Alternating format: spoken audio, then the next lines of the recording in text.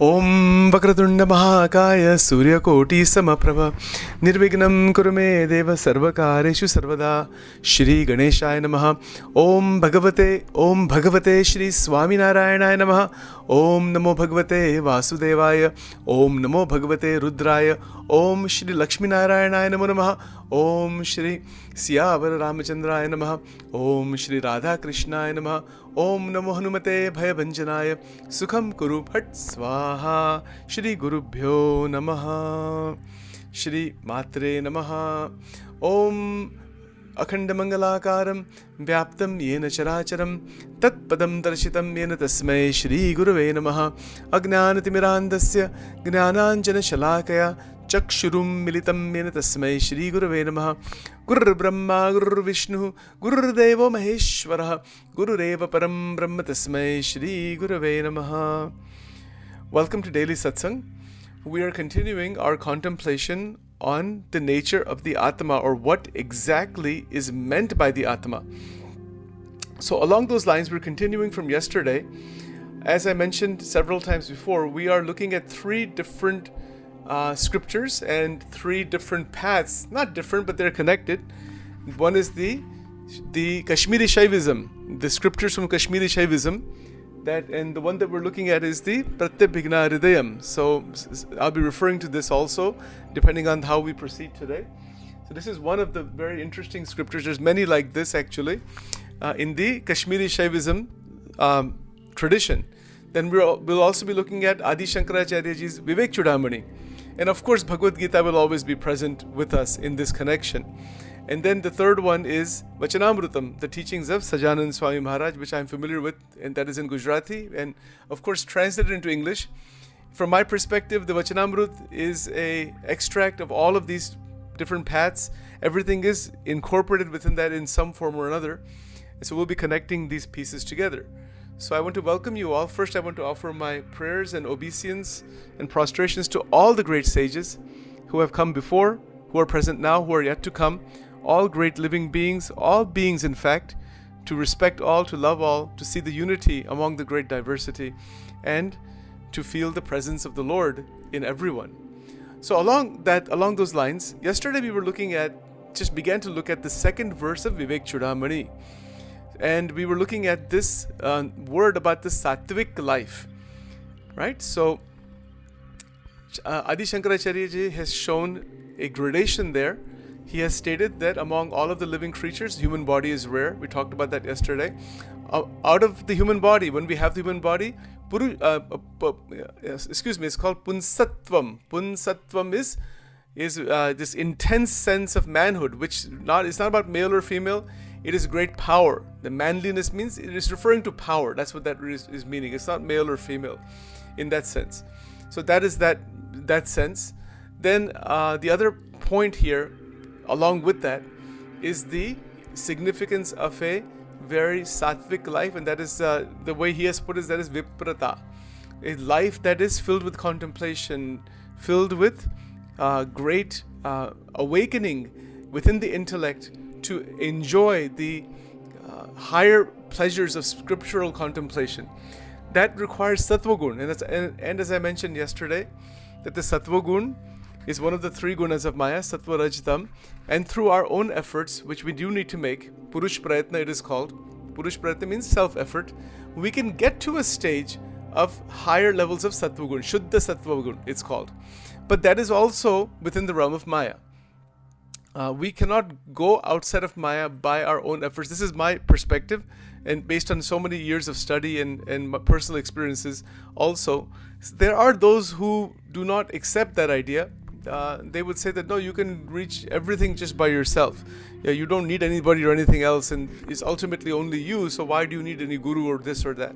Well, I mean, that may be true to some extent, but it's generally not possible that way, simply because our mind is constantly revolving in the three gunas.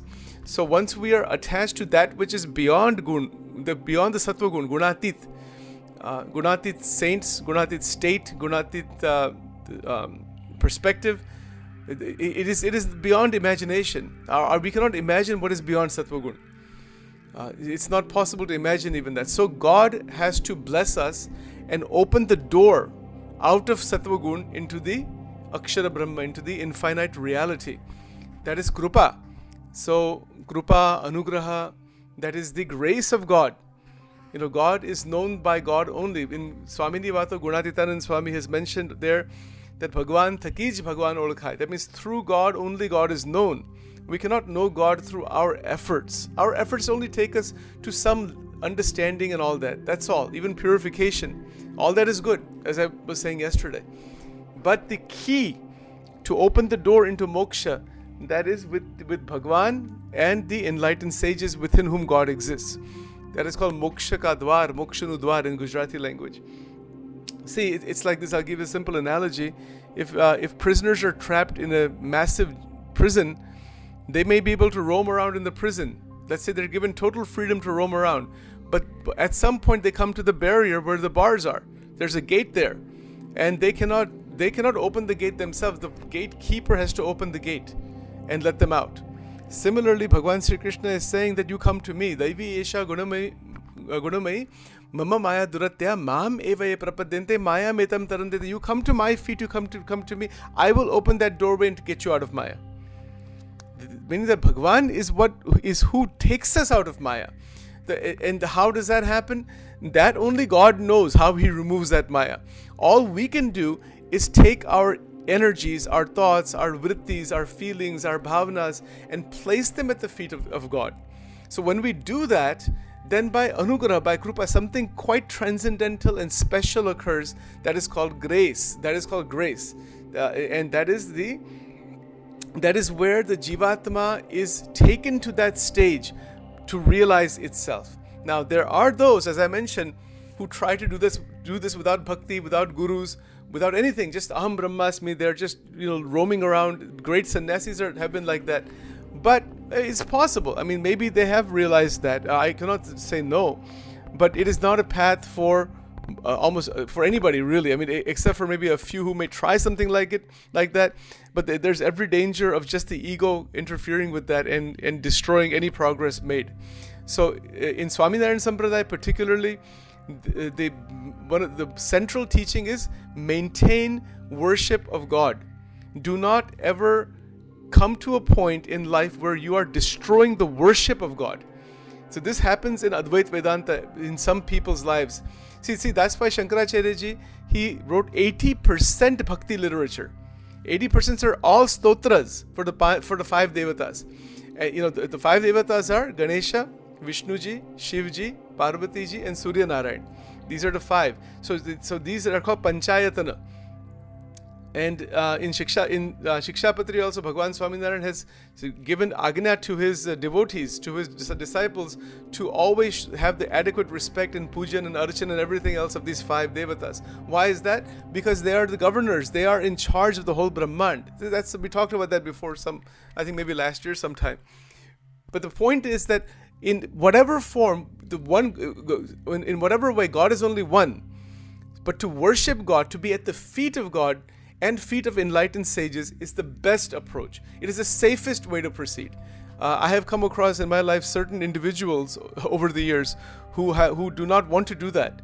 They do not want to do anything like that. And invariably what winds up happening, they wind up in conflict with others. I said, what kind of Brahma Vidya is that? When we have conflict with anybody, that is not Brahma Vidya. That means we are entangled in Maya. The ahankar is taken. So the ahankar can take these spiritual ideas that aham brahmasmi and tattvamasi, and it will just function through that. So that is a mistake. It is a massive mistake that has been made by many people in the traditions within India, because they feel that God is some projection, some kind of a hallucination, some delusion, all that kind of thing. So no doubt there's a psychological aspect, but there is also a need to remain at the feet of God. That is what is the harm in that? If we are trying to come out of ego, then what is the harm in placing our mind, our thoughts, our sense of me at the feet of God? What is the harm in that? So there is actually great benefit within that, and hence the next word, and that is Vaidika Dharma Marga Parata. That means that steadfastness. So even after reaching a sattvic state, then Adi Shankaracharya ji states that to stay steadfast on what? Vaidika dharma. What is the Vaidika dharma? Dharma means the way of living according to the Vedas. So Vedas are apaurushaya. That means they are a revelation of God. They are not created by the human mind. So what they're teaching, the way that they are showing the reality around us, the way that they are showing how we can develop our life, that is called Vaidika dharma. And then Vaidika dharma marga, parata. That means to stay. Parata means that to stay completely on that path without deviation. So what is that path? What is meant by that path? Now there are so many paths. We talked about those before, all the different yogas and all. But the central path in the Vedic tradition is actually quite straightforward, and that is to recognize the absolute harmony between the nature that we see through our senses and the transcendental reality that is the Brahman, that is Vedanta, Vedanta. So Ved are within the three gunas of Maya, and Vedanta is beyond Maya. So Traigunya Vishaya Veda, Bhagavad Gita says that the four Vedas, the Vedic mantras, are all about changing the experiences of the material world. It's even about creating and destroying experiences within the material world. Every kind of experience. But that which is beyond the material world is Vedanta. This should be very clear. And that Vedanta is part of the Vedas, is the end portion of the Vedas. That's all. Anta means end portion. That's where the Upanishads are. So the Upanishads, Bhagavad Gita, and Brahma Sutra are called Prastantraya. Then these three comprise of Vedanta. And then the Acharyas have given their interpretations. All three of these are showing us what is beyond the material world. See, we have knowledge of the material world. How are we to discover what is beyond the material world? That first of all, you yourself, the Atma, is beyond the material world. So the Vedantic scriptures, these three, and Vachanamrut and all these other scriptures that we're talking about, are referring to how we can realize, guiding us in realizing the self, the me, who I really am. Okay, this is one thing.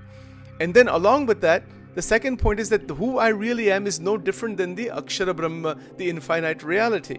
And then in that state, Acharyas have given their perspectives about what is Parabrahma and whatnot. So we get to those things in the future sometime, which is extremely important, of course. So Vedika dharma and Avedic dharma. This doesn't mean sectarianism or anything like that. It means path that is going to make our life extremely balanced, extremely harmonious. Now, what do the Vedas teach? The Vedas are mantras, first of all. So that is why we have the various pujaris and pandits who are well trained in various places in Bharat, in India, in the various lineages, in Rig Ved, in Yajur Ved, and then they use the Veda mantras for some specific purpose. Veda mantras are a technology. For example, as I have mentioned before, the Shri Suktam, Hiranyavarnam Harinim Suvarnarajatastrajam. What is this? This is from Rigved. It is a series of mantras that are chanted for Mahalakshmi. Right? Now, the sound itself, when we meditate on the sound with faith and devotion, it opens the doorway into the Lakshmi Tattva, into the great power that is running this Brahmanda. So people who have financial problems, there are obstacles in their life, etc., they listen to Shri Suktam. Shri Suktam is going to remove those obstacles. Similarly, there is Purusha Suktam, that is the worship of the Virat Narayan. There's a metaphysics behind it also. There are so many such types of different mantras in the Vedas, and they need to be pronounced correctly with faith, and they are transmitted from guru to disciple. This is how the Vedas are chanted. Even the Mrityunjay mantra, which is part of the Rudram and Chamakam, that is also part of the Vedas. So much is part of the Veda.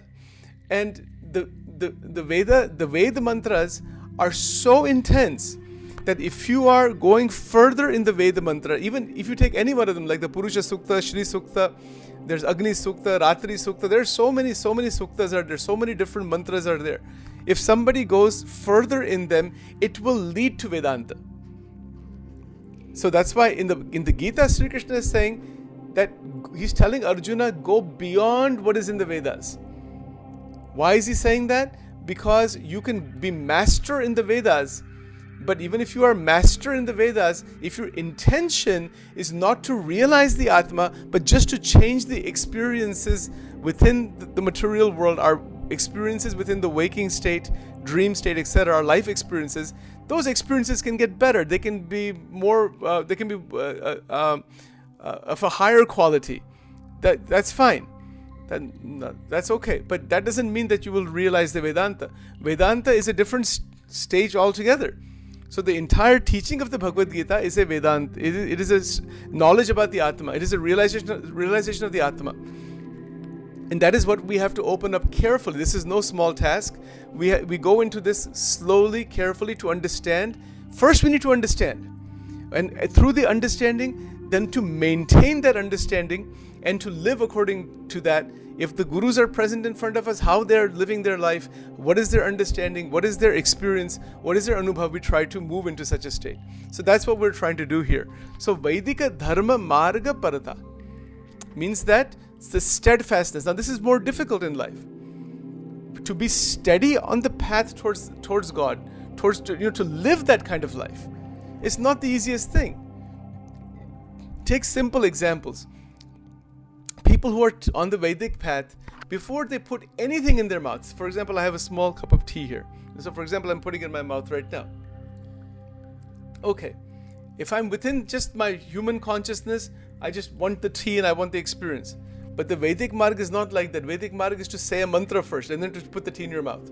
So we can say Om Namah Shivaya and then take the mantra. Om Swami Narayanaya, take a mantra. That is also Vedic mantra. Om Lakshmi Narayanaya. Take the name of God first, then put something in your mouth. See how difficult that is. See, our mind is set up in such a way, we just want to go after the thing and just enjoy it and have that experience. Okay, but that is from the aham jivam, that is the ego. That is the me with the body, I consciousness with the body. So we want to go beyond that and connect with much higher truth. So the Vedic Dharma says any action that is done, before any action that is done, remember the Paramatma first. In everything. Like for example, in today's Satsang, we always, we did the Ganesh Prarthana. Why do we do that? I mean, Sachin could just say, well, forget about all this thing. We don't need to worship anybody. Let's just Sachin just talk like that. No. That is not Vedic Dharma. That is Ahankar. And that leads to Ahankar. So Ahankar, the egotistical currents need to be transformed. And that is what the Vedic Dharma is all about. That to follow the Vedic approach, the path, that will eventually take us into the Vedanta. So it is a Ved connection with Vedanta, and that is the path, that Vaidika Dharma Marga Parata, that's steadfast in that type of life where things are offered to God. The name of God is taken before we do anything. We do not live an egotistical life. We live a life filled with devotional practice, with all different kinds of humility and a feeling of being a student, asking the right questions, all such things, that right attitude, all that is there. But the Vedas are prescribing a way of life. They're prescribing when to get up in the morning. They're prescribing how much to eat, how to build each day. The Vedas teach all of this thing, which we're familiar with to a large extent. So that is what is called as Vaidika Dharma Marga Parata. It's amazing. It's very, very significant, very important. Like for example, in the Rig Veda, it says, let noble thoughts come from all sides. From everywhere, may good thoughts come to us. Try to take good things from everywhere. From every situation. Try to learn from every situation. See what is the experience in each situation. As I mentioned yesterday, we can detect the flow of the gunas, the sattva gun, rajogun, tamogun, in everything we do. And when we detect that, then we can actually transform it into a sattvic state. If that is our goal, if we are aiming towards Brahma Vidya, we need to move into a sattvic state. It doesn't mean that the rajogun is useless. No, it's not like that. You may activate rajogun as necessary, masterfully, but that's a different matter. As opposed to just being overrun by the rajasic bhav or the tamasic bhav, right? So that's the mastery of the gunas, mastery over the gunas, rather than being ensnared, trapped, and completely overrun by the gunas. That's the difference. So even in the Kashmiri Shaivism, there is an emphasis on experiencing the material world with a great sense of awareness and integration as to its nature. It is not the rejection of the material world, because we cannot reject the material world. It exists. It's there. But can we have a relationship with it that is going to take us further and further and further in our own development, rather than the degradation that has happened? It's not the fault of the material world. It is our mistake. It's our lack of further development. So many people say the world is Maya.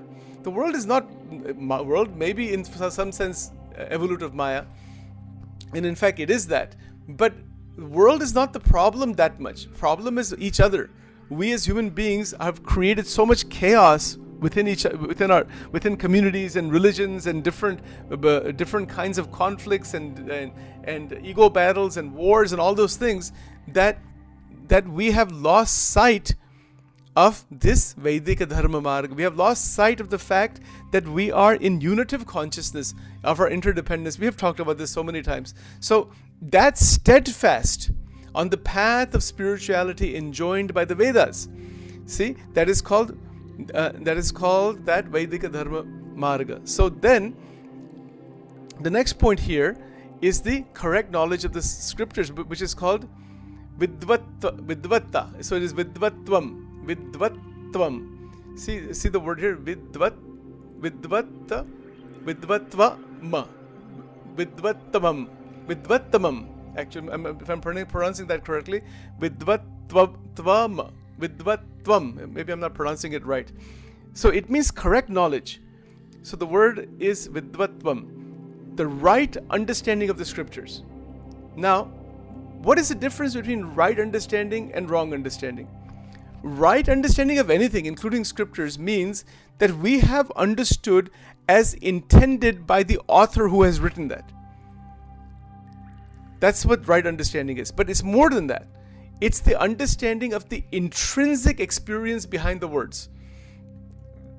Whatever the scriptures are teaching, the gurus are teaching, what is the experience or the reality behind the words?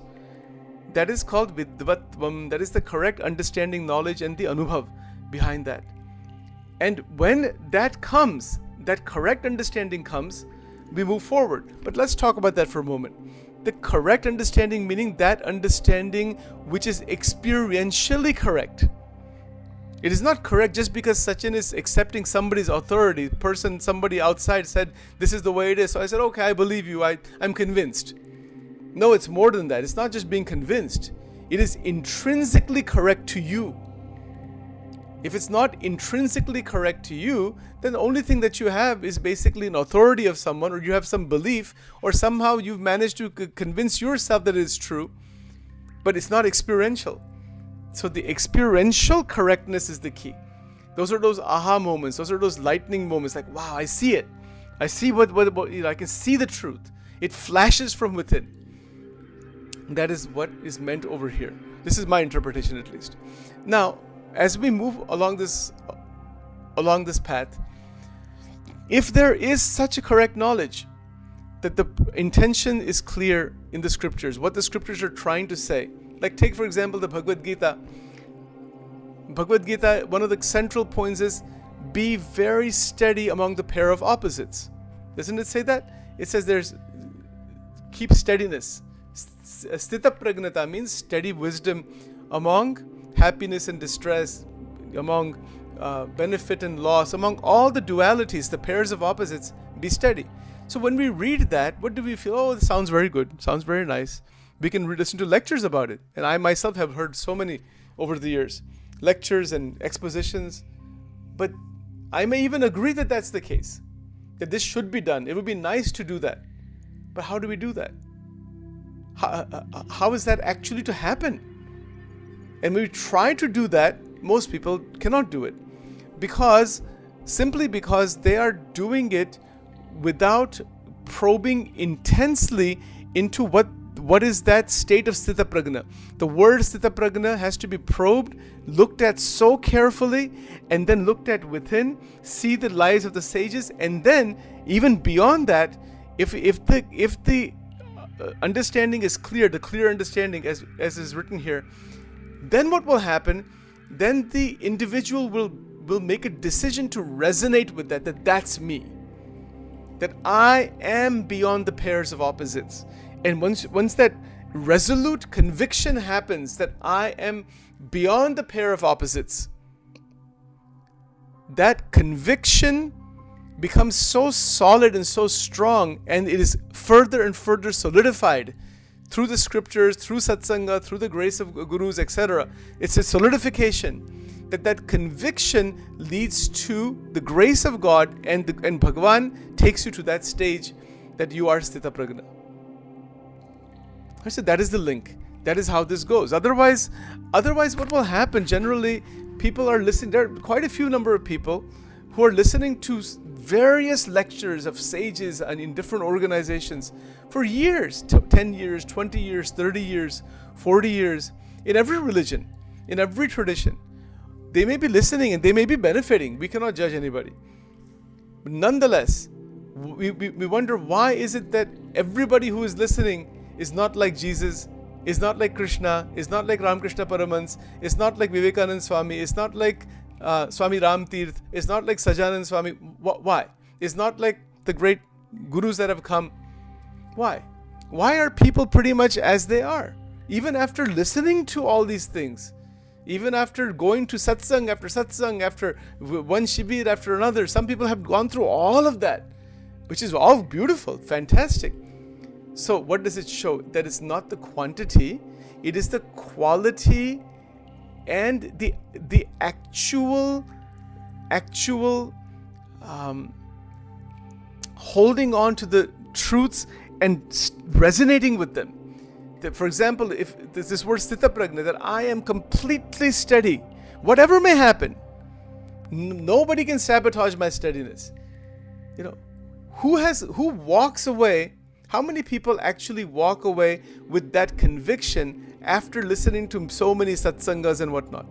If they walk away, then they have gained what they needed to gain from there. If they don't walk away, they leave it there. It becomes a little bit of a relief, and it's something good for some bhajans and some things like that. That's all. But to actually walk away from that, then you are close to enlightenment. Enlightenment isn't anything difficult or far away from it. In fact, I would put it to you this way: enlightenment is what we are pushing away. Our mind, because of our own conditioning and all, we are just pushing it away all the time. But if we decide not to push it away, we can stay with it. That I am enlightened. I am Sthita Prajna.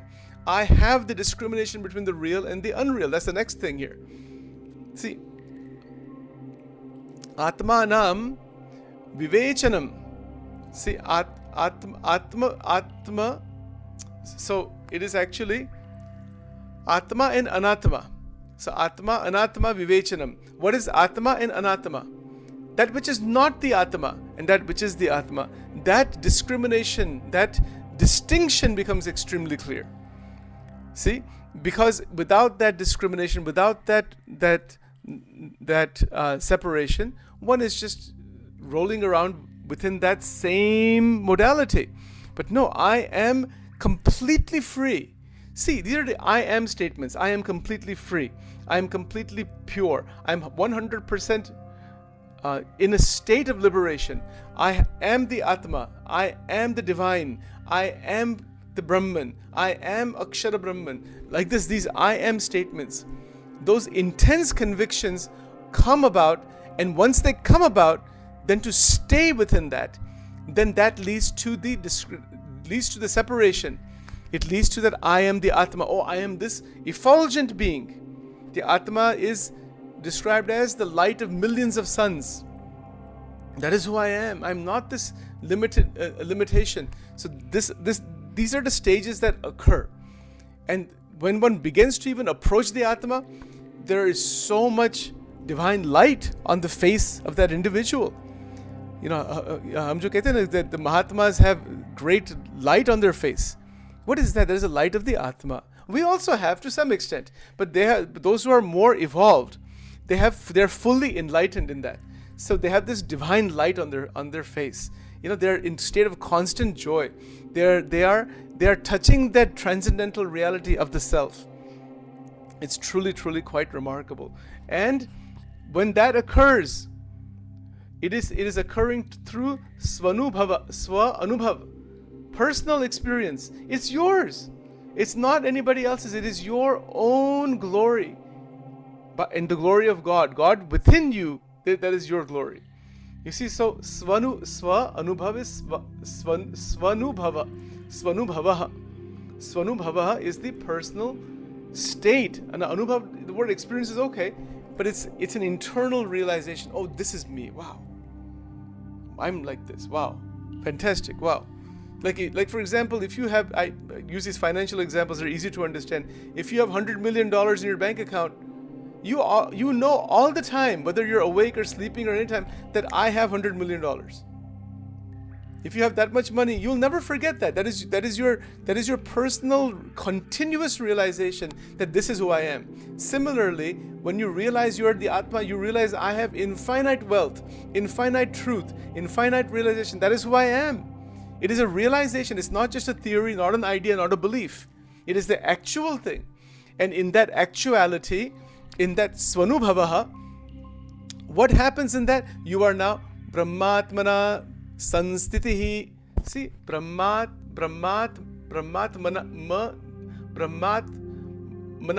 Sanstitihi. Brahmatmana Sanstitihi. The establishment in the identity of the Brahman, that is the next thing right here. The Brahmatmana Sanstitihi. Extraordinary the way this is written by Shankaracharya. It's so correct, so beautiful. Because once you are in that state, that I am this pure consciousness without any fault, without any deficiency, without any distortion, without any entrapment in the three gunas of Maya, without any kind of distortion, complete clarity of the scriptures. That is an internal opening. This internal opening occurs where there's the intellect begins to see what is real, what is unreal. And then from there, from that vision, the experience begins of the Atma. So that's what this word sva-anubhavaha, svanubhavaha. It means that it is the beginning of the experience of the Atma into the Brahmatmana Sanstitihi, into that state of realization that I am the infinite reality. In Gunatitanand Swami Nivato, he's mentioned this way. He said, in Gujarati, he said, Potane akshar manvu, to aprati uppar kon and niche kon. Meaning that if you consider yourself as the Brahman, you are to consider yourself that I am the Brahman. Who is above you and who is below you? The only one that is above you is God. Parabrahma. Other than that, everybody is with the same. All the differentiation goes away. The poor and the old and the young and the rich and the healthy and the unhealthy and the wealthy and the poor. Every kind of differentiation is blown out from the mind, even though we see the differentiation and its reality, and we respect it as a creative force based on Kashmiri Shaivism and the teachings thereof about Mul Purush, Mul Prakriti. But we also recognize that one is above the Prakriti and the Purusha, Shuddha Chaitanya Brahma. Garada Madhya 30 Vachanamrut. Maharaj has written there that I am the undiluted Brahman without any influence of the pangs or the bondages within Prakriti. See, that is why when we worship the goddess is Mul Prakriti. She is the jailer and she holds the key also to release you. In Gunatitanand Swami Nivato, he's mentioned that Maya, that when a devotee reaches further spiritual evolution, Maya releases her grip. She releases it beautifully because that is what the devotee is wanting. And he's written it this way in Gujarati, Maya keche ke mara haath mati go. It's like if you're holding something tightly in your hand. The goddess is holding the whole Brahmanda in her hand, infinite Brahmanda. And all the jivas are between the Sattva, Raj and Tam Gun. But those who want to come out of that, those who want to be released from that, she has to open her arms to say, go. You see? It's like that. Otherwise, as the Lalita Sahasranam says, Bhavachakra Pravartini. What does it mean? Infinite universes are coming and going, coming and going. mukti is still not happening. As long as the Jivatma is revolving in the sansar, bhavachakra pravartini, it goes on and on and on and on and on under Mahamaya, under the purview of Mahamaya. But if we pray to Mahamaya, oh great Mahamaya, you please release us, ask the gurus to release us. And if we want to be released, see, Mahamaya is a power of God. If we want to be released from the pangs of suffering within the realm of the three gunas, we must want to release. If we do not want to be released from the prison of Maya, why the goddess or any form of God or gurus or whoever, why should God release you? If somebody is in the jail, in the prison inside, and says, I'm happy, the door is open, you can actually walk out. But they said, no, we are happy to stay here. Then okay, then stay there. Bhagwan does not force anybody to come out of Maya. You must want to come out of Maya by your own free will. Then the Mahamaya and the whole Prakriti, everything revolves around to set the stage so you can get out of Maya. But if we don't want out of Maya, there's no hurry. Millions of lifetimes are still awaiting us. Millions, Ananda Koti Janma. Can you imagine these statements that are in the Vachana, that are in the scriptures? My God, if we realize that we want evolution with love and affection, non-entanglement, the stages that are shown just in the second verse free us completely from Maya. There's nothing beyond even this second verse here. In the whole Vivek Chudamani is just a further exposition of what we're looking at in the second verse. See, Brahmatmana Saunstitihi. The Saunstitihi means to be established. You may have a glimpse that, oh, I am the Brahman. This happens in higher stages. But then the full establishment is the key. And that establishment occurs simply by staying in it. It's like if you're a multi-millionaire, you have $100 million. You don't need to keep reminding yourself, oh, send reminders, this is who I am, this is who I am. No, once you know that, you internally know who you are, that this is how much wealth I have. You'll never forget it, not even for a second. You don't need to keep chanting it again and again, trying to have people to remind you. It's not like that. That is called sthiti. That is a stage of realization. Once you're there, you're there.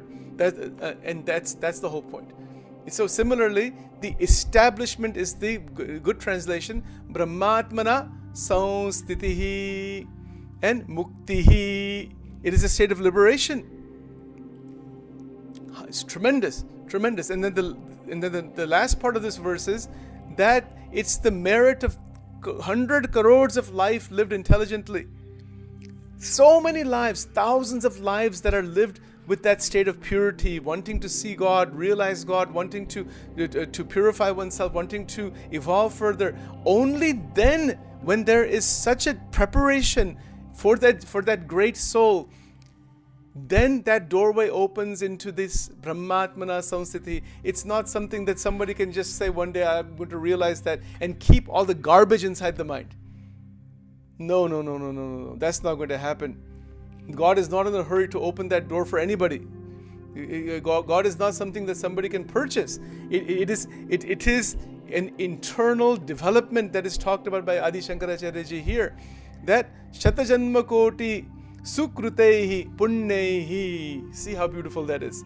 Shatajanma Koti Sukrutehi. Sukrut means what? Excellent actions, best actions, lived intelligently for the benefit of oneself, for others, without any kind of damage towards anybody. That hundreds of crores of lives, that is where and in our lives right now, even to think about these things, we have at some point in our lives done these things in the past. Otherwise we would not be contemplating on this. Who has time to contemplate on this thing? Who even wants to think about this? You see? So because the preparation is not there. But for those whose preparation is there, the extraordinary liberation awaits us all. You see? And without such preparation, Adi Shankaracharya ji says, Vina labhyate, without having lived all these merits of so many millions of lives, crores of lives, if this realization will not happen. The only thing that will happen is Garbhavas, rebirth into the sansar. And if we don't want that rebirth, we want to go further into the higher dimensions, then the prerequisite, Bhagwan Swaminarayan took all this thing and he put it into 4 principles: Dharma, Gnan, Vairagya, and with those 3, Bhakti. Bhakti is the doorway. Bhakti is what gives mukti. Bhakti is what leads to mukti. Dharma, Gnan, and Vairagya are the supporters of bhakti. They are the protectors of bhakti. Because without bhakti, the emotion doesn't become divine emotion. And it is only when the emotional states become divine emotion, we have karuna, we have the divine qualities open up. You may have jnana, a lot of wisdom might be there, but if there is no bhakti inside, it is the way it is described. You have made 100 fantastic dishes, the tastiest with the best masalas and everything, but you have not put any salt inside there. Bhakti is that salt that gives the flavor to everything else that is there. Otherwise, without that bhakti, the ahankar, it's a tasteless thing. It's a shushka gnan. One might know the whole Vivek Chudamani by heart, has no devotion in their heart for God, has no service attitude, has nothing except for dry philosophical knowledge. It is like that. All these wonderful dishes without any salt within them. So that we don't want that. We want to have this Rasbhini Bhakti, beautiful states of bhakti, but those states are protected by Gnan. Because once you have the wisdom, it protects that beautiful state. It's like that analogy, that if you have if you have these beautiful roses, you see, but you can see how they're protected by the stems and all that. They have to be protected. They have to be harnessed. They're delicate. Bhakti is very, very delicate. And that is the real goal. See, and again, the dharma that is there, that is Vaidika dharma. Dharma means what? Sad acharan. Taking the steps that are in alignment with self-development, alignment with benefit. That is called sad acharan. That is called dharma. The dharma doesn't mean religious affiliation. It means living one's life in a way that is of tremendous benefit to all. That is dharma. Dharma gneo sadachara, sad acharana. This is in Shikshapatri. Shri Gnan is realizing Jeev, Ishwar, Maya, Brahm, Parabrahm, all this Tattva Gnan. That is Gnan. Yeah, and then Vairagya. Vairagya is beyond Raga and Dvesha. Vairagya is a great state of evolved vision. It's a state where the Indriyas and the Antakarana, the senses and the Antakarana are not pulled into the sansar. They remain steady in the sansar completely without raga or dvesha. That is, Vairagya is beyond raga and dvesha. Vairagya and Tyaga are also different. Tyaga is deliberately letting go. For example, if I am very much liking tea so much, I said, I'm going to give up tea for 1 year. I tell 100 people that they say, oh, Sachin has given up tea for 1 year. Sachin is doing something great sadhana, so because he's given up tea. Why? We cannot even do that. But that is Tyaga. That is not Vairagya. I may give up this tea, give it 2 or 3 months, I see tea and my mind is firing up with tea. When can I have but I know I've taken this, I've given it up, so now I'm just struggling with it. So that is also of no real significance. That's okay as a sadhana to some extent. That internal struggle, we don't want that. So to not have that struggle, Vairagya is beyond all of this thing. Vairagya is where you may have the tea or you may not have the tea.